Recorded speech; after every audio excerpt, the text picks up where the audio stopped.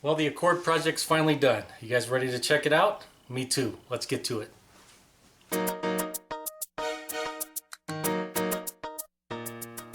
Alright, I won't make you wait any longer. That's what she looks like, all cleaned up.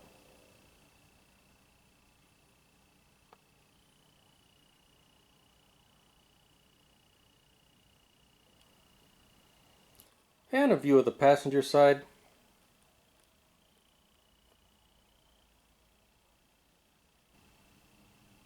Now, in addition to painting the vehicle, which was the bulk of the work on this project, we fixed the fender liner issues where they were missing and broken, fixed the bumpers where they were cracked and falling apart, put new headlights in, fixed some wiring issues, got that grill in the front taken care of, so it's definitely looking a little better than when we found it.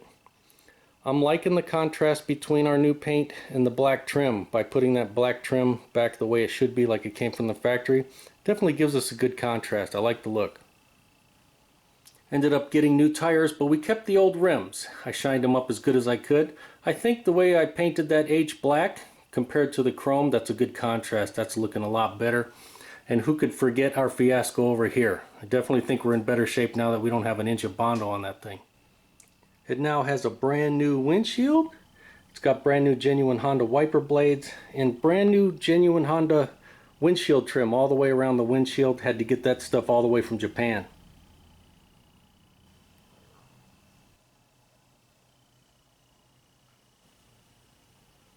This front fender was definitely a pain to repair, but I think it came out pretty decent. And looking at our bumper tab repair, they seem to be holding up pretty well.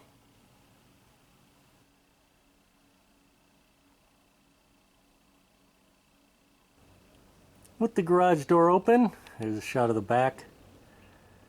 I think our bumper repair came out pretty good down there. Looking at our interior, of course, we got new seat covers, we got new floor mats.